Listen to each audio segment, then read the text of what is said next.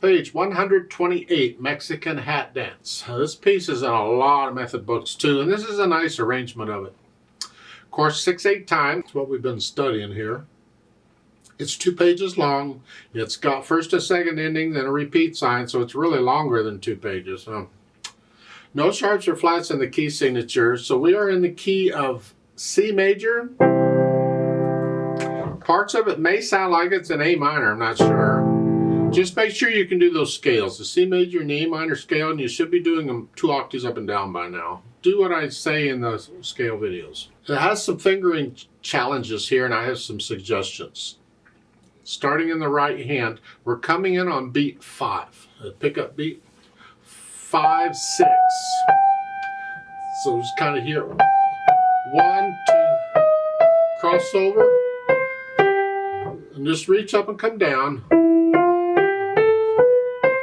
Sort of like a scale.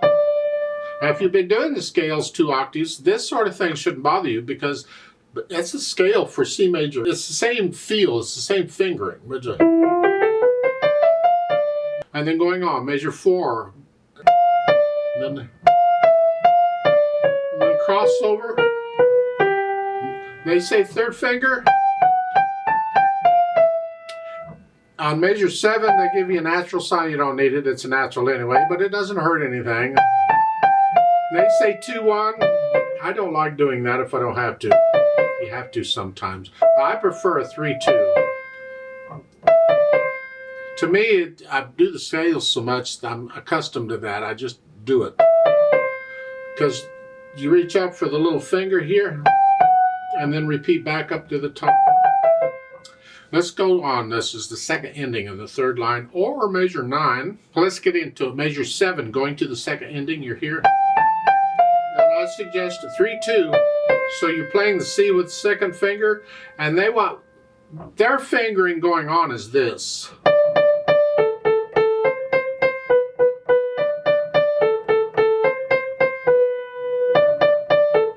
But that gets really tiring very quickly if you take this up to speed, because this is a fast piece. So I'm going to suggest we alternate on these repeated notes with a 3-1, 3-1, 3-1, back and forth, because I can do this very quickly and stay loose, stay relaxed, where I'm doing it 1 finger.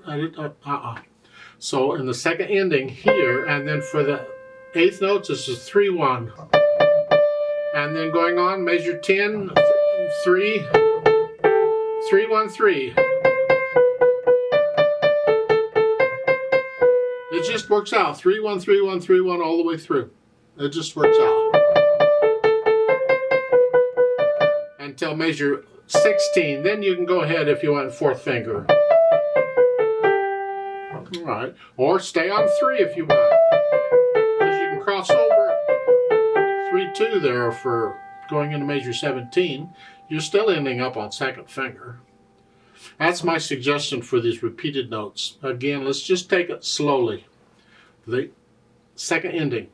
The 8th notes, 3-1. And then measure 10 is a 3-1, 3-1. C's is a 3-1, 3. Then the B's is a 1-3-1. I'm doing a 1-3-1, 3-1, 3 all the way through it, regardless of what the note is. It just works out that way. I don't have to cross over the thumb or nothing in that. It just falls into the fingers that way. Now let's go over to page 129, toward the bottom. This is a bit, actually it's the last line. You're here, measure 23, and then you reach up, and then they 2-1. Here you do need 1 on that first note in the last measure. So, okay, because then we do the extended chord, the C chord. Yeah. Left hand, broken chords. 1, 2, 3, 4, 5, 6. And make sure you only hold these down for an 8th note. 5-7 chord. Measure 7, you're here. I like the fingering there in measure 8. That is a 4th finger on the E. I do want to mention though in measure 6, you go here to here. You can play those with thumb, both of those notes. However, because we have rests in between, you got time to move. So you can still do a 2-1 here fine. Or if you want to do a thumb on both, It's up to you. Measure 10, you're up here.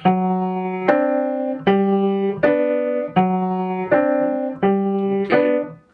Measure 17, I like their fingering. Fourth finger on the B. And then come up. You're doing that some more. And then at the end, last line, fourth finger, and you're going down again. Put the hands together. A minute, that's a quarter note. That's 2 beats. You lift it up as you play that.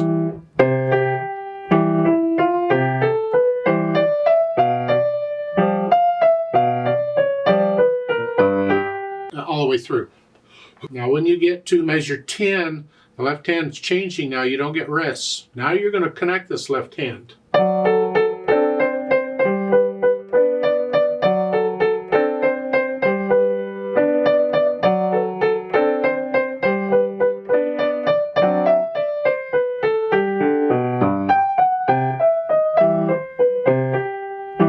You see there's a difference there, and a contrast between the disconnected and the connected. It's important, so make sure you connect those. So go through and put the hands together and then go back through it very slowly and carefully and get rid of the hesitation so the 8th note pulse is constant throughout. Then we'll think about the articulation. They don't give you a lot, which is fine because it's hard enough as it is, but you have a few accents at the beginning. Put a little extra. I mean, it gets a natural accent anyway, but give it a little extra. You see where they've got accents in this, so go ahead and do the accents. At the bottom of page 129, in the last 2 measures, you'll see they give you a slur for the last measure.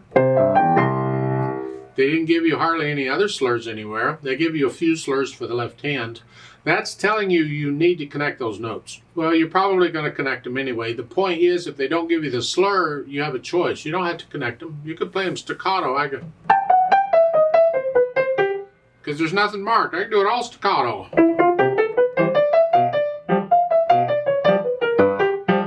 But when they give you a slur, now you need to connect them.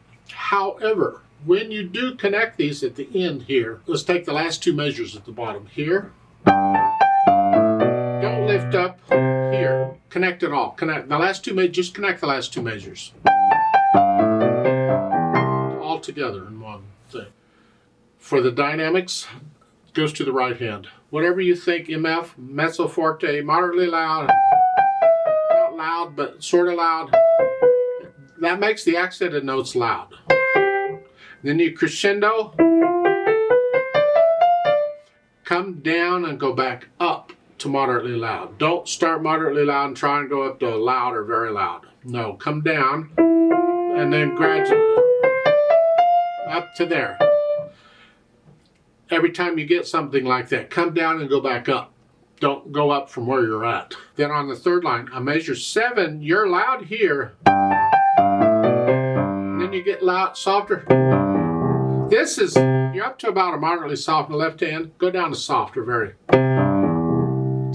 Here, because now you're loud again. For the 2nd time you play it, you see we were moderately loud the first time we played it. Well, now we're loud. 2nd time we play it. That makes the accented note very loud. Come down and moderately soft or so and go back up to loud. And then in the 2nd ending, go down. Now you're moderately soft in the right hand. The left hand's very soft, or soft or very soft in the background.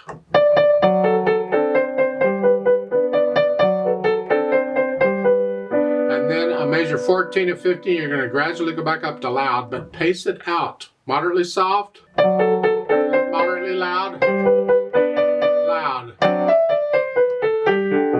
And you're going to end it moderately loud is what they give you. That's fine. Well, the accented note is a loud note at the end. That's both hands. Then the speed. Well, the speed depends on how accurately you can play the most difficult part of the piece. For you, what is the most difficult part to play accurately? I'm guessing it's probably around measure 10, around in there.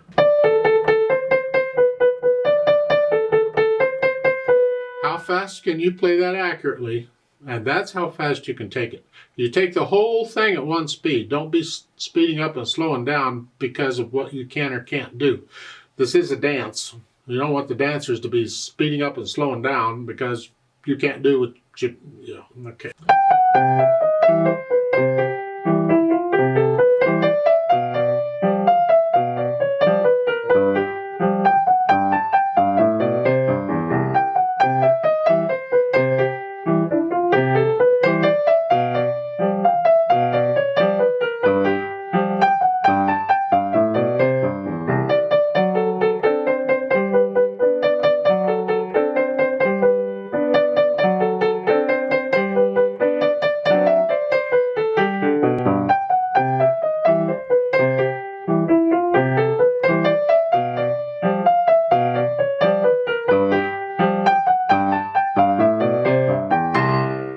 I'd like to play with you very slowly. Let's just double check all the notes. I don't think the rhythms are a problem, but let's make sure we have the right notes, even just one hand at a time if you have to. I'm not going to do any of the dynamics. I'll try and do the accents, and we are going to do the repeat, just like this show. So I'll give us 4 counts because we come in on beat 5. 1, 2, ready, go.